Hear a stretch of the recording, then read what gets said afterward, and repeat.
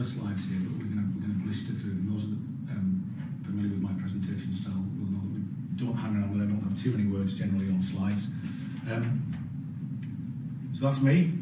You'll see that we are developing this umbrella brand of National Centre for Remote and Rural Medicine.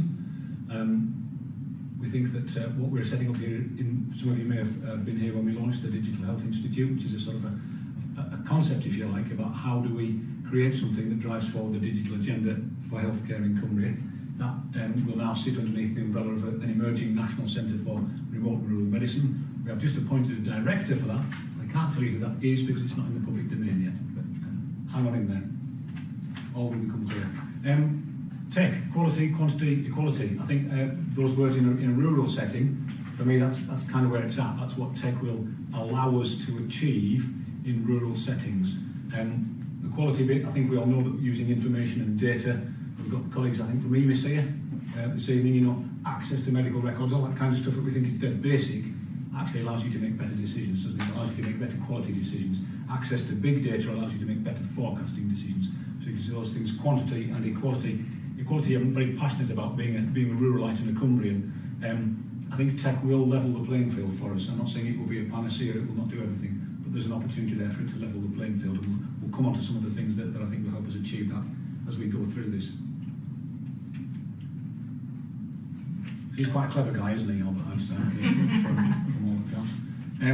He's not so clever, but I think that's just as true. Actually, the environment around you is changing all the time, isn't it? If you're going to go head-to-head with Einstein on quotes, then you've got to be on fairly solid ground, I think.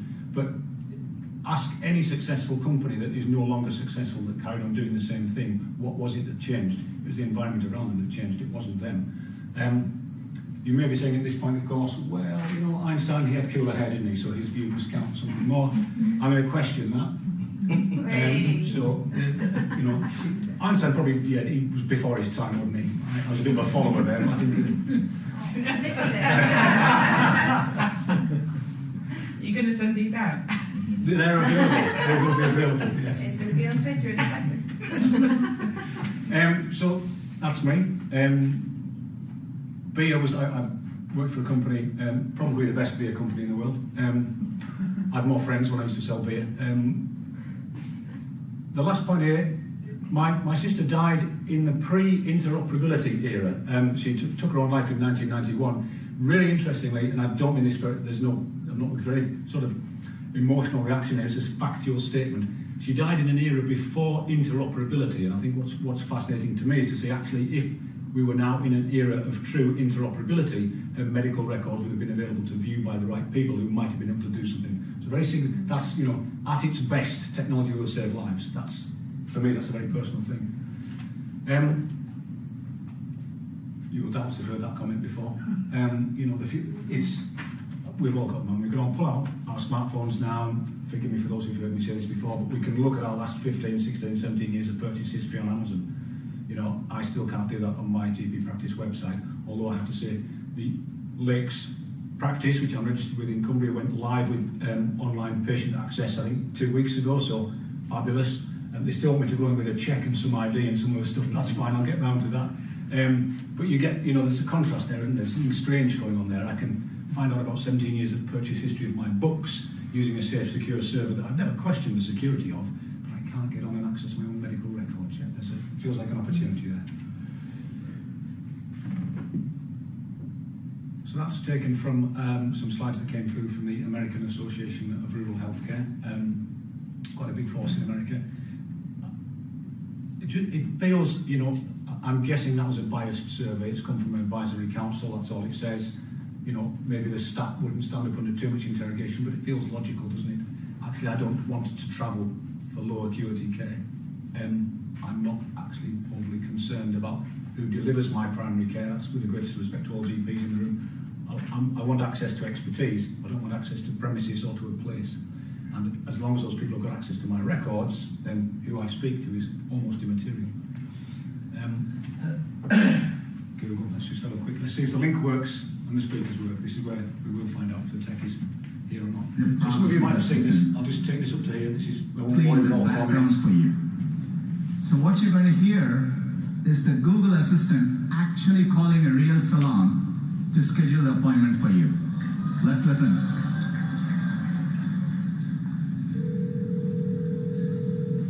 So how can I help you?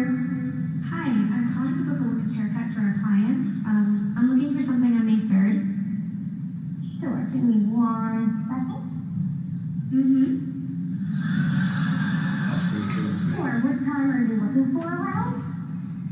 At 12 p.m. We do not have a 12 p.m. available.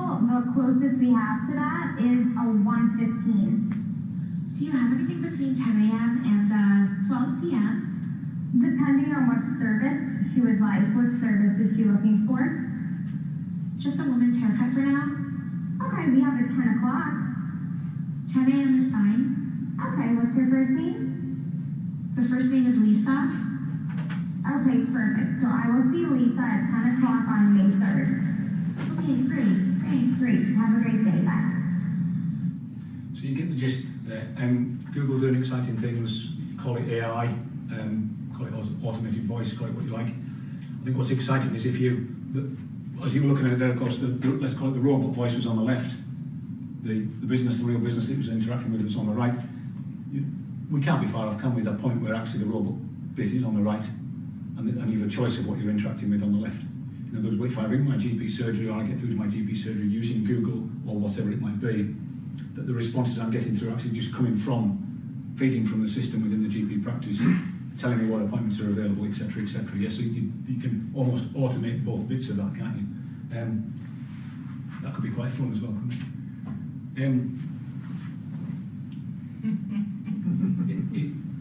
It's kind of, is it a bad analogy to say that we're sort of, tech is enabling us to become more like engine management systems, isn't it?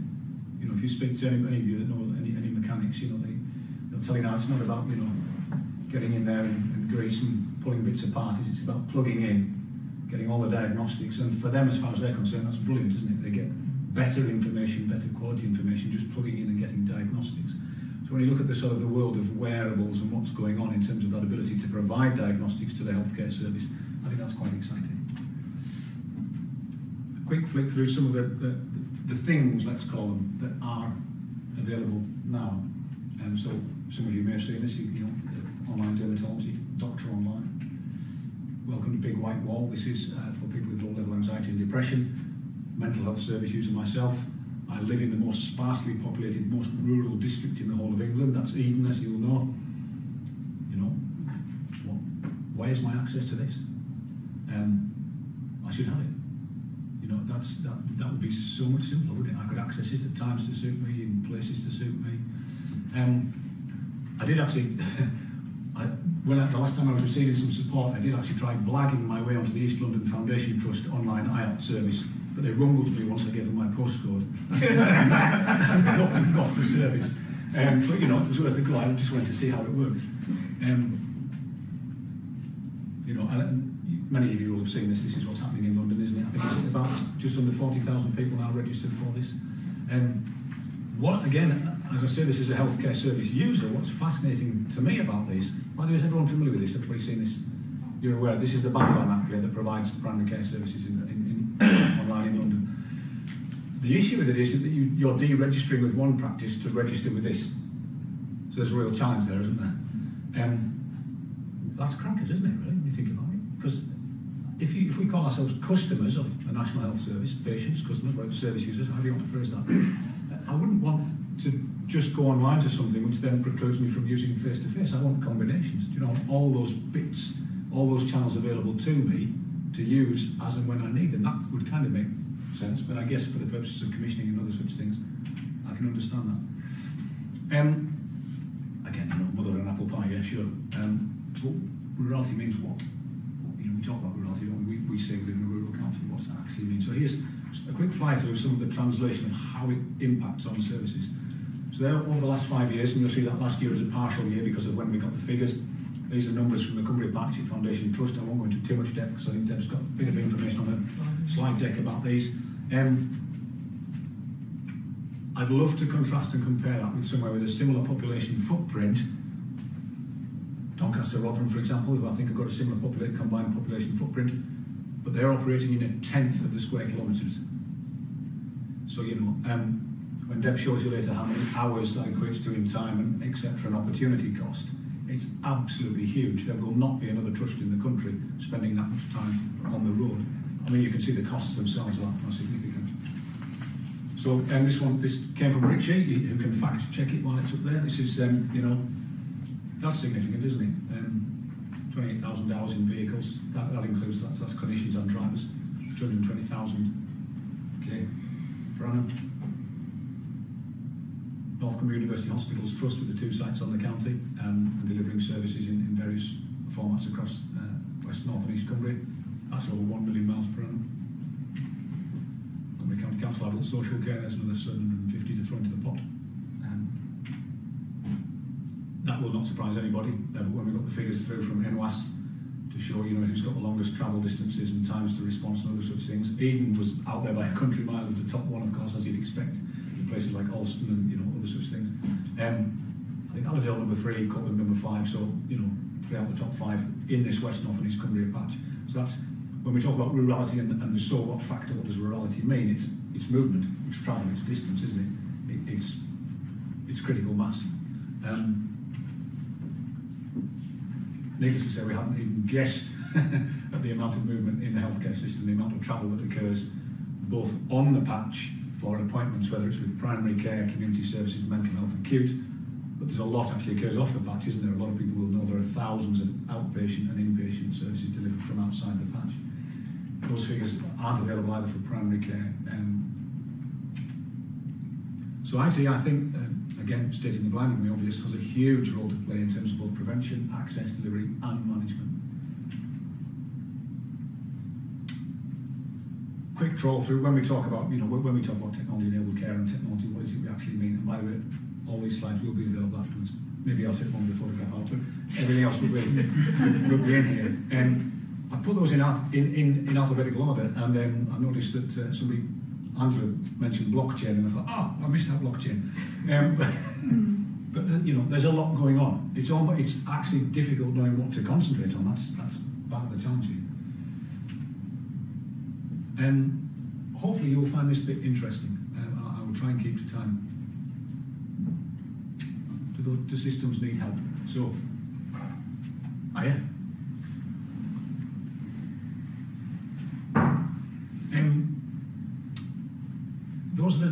these are what we call digital maturity scores, and these are produced the results of self-assessment that are undertaken by NHS trusts, which are then fed through to NHS England. And as you can see there are, you know, we've got 2 trusts on the patch doing their best with what they have, but actually in terms of their digital maturity, they're fairly low. I think they're probably sitting in the bottom 10 to 15% of trusts nationally. And there's an interesting thing there, isn't it? As a ruralite, I would say this, wouldn't I, that actually what I want in rural, if we're going to level the playing field in rural healthcare settings, you'd want the rural providers to be higher up the scale than because, you know, putting it bluntly, the urban ones need it less. You know, we actually need access to this stuff. So this was a quick exercise we did with NHS England. They have within the NHS digital team, actually, there's I can't remember the guy's name, but there's a sort of a team that oversees the whole implementation of that digital maturity index. He was a very nice chap that used to work for the King's Fund, actually, his name will come to me. We did a quick and dirty exercise comparing urban with rural. It was just interesting to see how the rural trusts actually are behind the urban trusts nationally in terms of their digital maturity on those 3 scores. We then, there's a bit of work that we did to understand what it was that was driving. So trusts that showed high levels of digital maturity, again back to that there, so, you know, readiness, capabilities and infrastructure, what was it that drove them up there? And really interestingly, when you look through those 5 points, these were the 5 things, they emerged from structured interviews, as you can see, with 12 of the high-performing NHS trusts. I should stress these were trusts delivering mental health and community services, not acute. So when I did this exercise, I was actually working for the Cumbria Partnership Trust. So we talked to 12 trusts who, you know, kind of high up the, so we didn't talk to people like Salford Royal, who obviously top of the scale, but they're essentially an acute, yeah. None of those 5 factors are anything to do with tech. You know, nobody's talking about the technology. They're actually all talking about the things that sit behind it. you'd look at some of those things and you'd probably say they were quite cultural. Some of the things there are cultural factors, aren't they? You'd say, point number 2, clinician involvement and support, kind of mother and apple pie. Yeah, you're not going to get anything done without clinician involvement and support. Interesting point there about the ability to deliver on strategy generically. It sounds like a criticism. It's not. It's purely an observation. But I think there's something there, isn't there, about actually you won't just implement an IT strategy brilliantly within an NHS trust that isn't good at implementing other strategies. You're good at implementing strategy or you're not. Does that make sense? You won't just grab one and run with it. You're either pretty good at implementing strategy generically or you're not. And if you're not, then your digital strategy is probably going to be no better than any of your other strategies. Collaboration and partnership working, again, I guess we would say that was motherhood and apple pie. The bit that fascinated me was the climate conducive to innovation, and some of the comments that came out from both non-executive directors and from directors when we were talking to these trusts was that they had competitive threats on their doorstep that they needed to respond to. I thought that was fun. I'm not a fan of competition, by the way, I should stress before I go any further, but I thought that was absolutely fascinating that what they were doing was they were responding to competition. And as I say, as a wannabe cyclist, as I outlined earlier, I always go a bit faster if there's somebody nipping at my heels or if there's somebody to chase. It's the way we are, isn't it? That's kind of life. And flexible commissioning. This is a comment that came out of a senior meeting in North Cumbria. It was one of the, again, no names, it's not a criticism, it's purely an observation. It's a very honest, candid statement from a director in North Cumbria about the position that they're in terms of IT. So can't stress enough, there's no criticism here. But it's a reflection that there's a lack of headspace there, isn't there? They are trying to keep the wheels on the bus. Both NHS trusts, to the best of my knowledge, and Richie's probably the best person for me to look to here for reassurance, they were both subjected to the WannaCry, weren't they, in the ransomware. So there are real pressures on them just to keep literally keep the wheels on the bus, keep the legacy systems going, keep the cyber security right. When you step into meetings where somebody's just had to deal with a cyber security threat and you say, hey, let's innovate, let's be innovative, it's kind of like, yeah, I'd love to, but I've got this other stuff going on. This is the latest addition to my belt drawer, if Rory Stewart is to be believed. Any of you remember Rory Stewart, the MP for Eden, his comments about people in his constituency wearing baler twine for belts?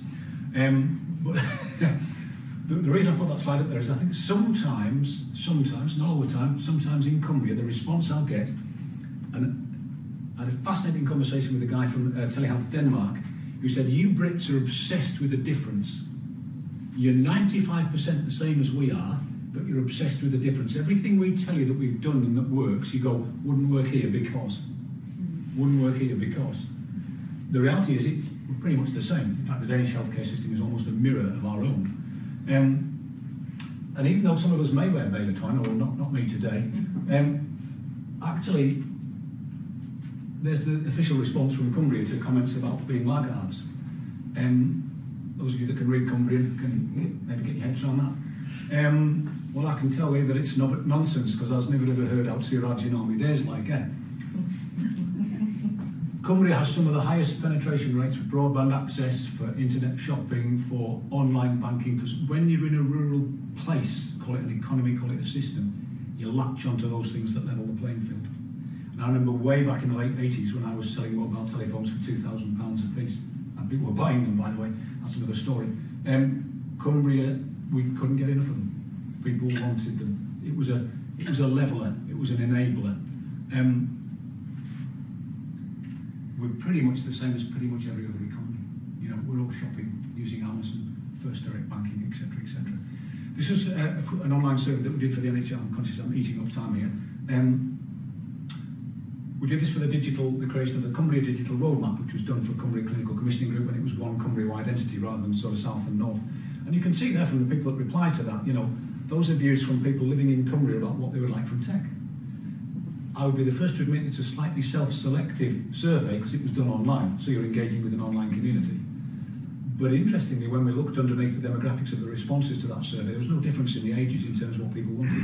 It wasn't that younger people wanted a virtual doctor and older people didn't. Actually, there was no difference, and I can kind of get that. If you said my 85-year-old mum, who's now in sheltered housing in Doncaster, if you said you don't have to leave the house to speak to your doctor, she'd bite your hand off. Great, show me how to do it, I'll do that. This is a comment that came out from a mental health service user in the Cumbria Mental Health Service User Forum. It's fascinating for a couple of reasons, because I think what they allude to, without actually specifically saying it, is tech is the ultimate broker. Tech is the ultimate broker. What do I mean by that? Need over here, capacity over here, tech's the bit that makes the marriage, isn't it? And we all know that from shopping on the internet. If you go on eBay or Amazon or even just look for, if you look for obscure things, whatever your needs are, and you Google in, I'm looking to buy this or to buy this, something will come up on the internet to say, yeah, I've got some of that. It might come from Hong Kong or it might come from America, but somebody will have it. That's what I mean by tech being the ultimate broker. It pulls in the needs, matches them to where the capacity and the provision is. But I think it's fascinating because actually they're making the point there, aren't they? Do you know what? If you gave me access to tech, I might get better quality support, more precise, tailored support than I'm currently getting now. NetMum's website has 11,000 plus users. That's probably gone up since we did this in Cumbria alone. The reason I put don't tell anyone but patients are using Skype to speak to clinicians is we have a perception, don't we, that if IG says no, if the organisation says no, people won't do it.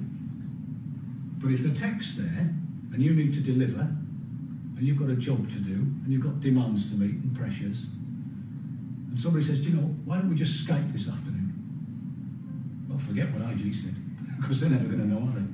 Sure, let's do that. Let's Skype. Let's FaceTime. Let's this, let's that. The tech's there, people are doing it. So I think it's, when we look at services sometimes and say they're not using tech, they probably are using tech, they're just using it outside the frameworks they're supposed to be using it within. And I think that's interesting in itself, isn't it? Because it's probably more dangerous not having these things in place and taking a risk that the IG might not be 100% correct is less dangerous, I think, than having an IG blanket ban which pushes everybody out from underneath it and says, okay, go and do your own thing. Because people will do their own thing.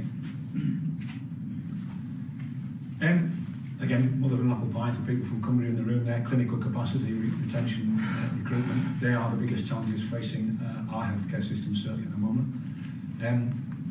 Getting back to that point about the amount of movement in healthcare, taking that 33 million miles that was travelled and all those other figures that you saw, if what we're saying is we're struggling to recruit and retain, then we're not actually using tech to make the most of the clinical capacity that we then hire. It's a double whammy, isn't it? Again, that's why I say rural areas, I think actually there's a greater need for this. We're not seeing that factoring massively yet in recruitment and retention, but it will come.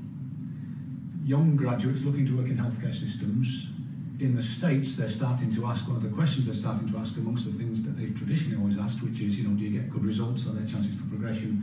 Are there life opportunities for me and my family here? They're also starting to ask, are you using the latest tech?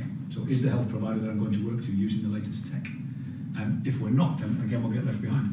And as I say in there, do we want those people that don't want to use the latest tech? I'm not sure we do it. So I think that's self-evident, I think. I think we've got some of those people in the room today, and the person I'd single out with this, probably embarrassing slightly, is Richie. Richie from CHOC has been an absolute breath of fresh air, both in that organisation and in the wider healthcare system. You need those people who, the activity, the engagement that you've had with the Scottish Centre for Telehealth, pulling things into the county, making things happen. That's what we need. We need networks, and that's really the exciting bit, I think, about the OneHealthTech bit, is having those networks. We've sort of become the Digital Health Institute. Hello, Lisa. You're on my agenda as Lisa D, which sounds a bit like we're having some kind of house party. You're supposed to be in Dubai. Come and sit in the front. So the gap that we've sort of found ourselves stepping into is the networking, the node where we're pulling things together. This is a tiny selection of the, I think now, 250 organisations that we've got on our customer relationship management system. As you, Angela, pre-GDPR, but I think we should be okay.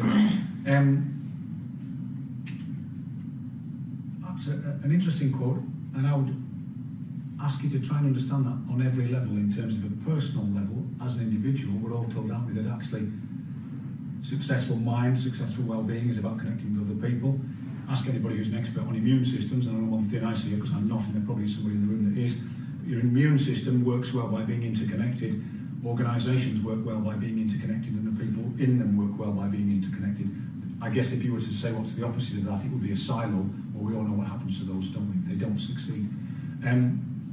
But it's interesting, anybody who hasn't read any of Margaret Heffernan work or seen her present on TED, I'd really encourage you to do that. Brilliant speaker. Again, having this, if we were in a hot country, I'd say what OneHealthTech is giving us is a tree around which we can stand, but we're in Cumbria, so what I'll say is it's an umbrella underneath which we can gather. But it's great to have that, it's great to have access to the wider networks. I think that's a great step forward for Cumbria. Those of you that haven't signed up for the weekly update from this, ignore the mugshot on the top left there. This is just... No, I thought it'd be, I don't know, I might get more subscribers if I did, I guess. But we just pull together news every week, which we publish at digitalhealthstuffweekly.co.uk.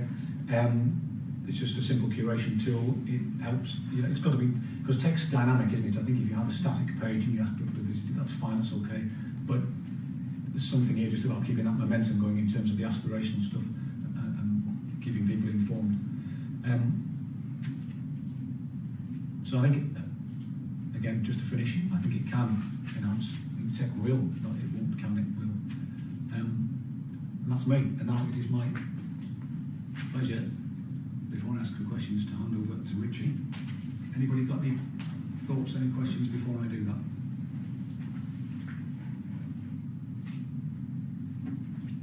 Fabulous, right.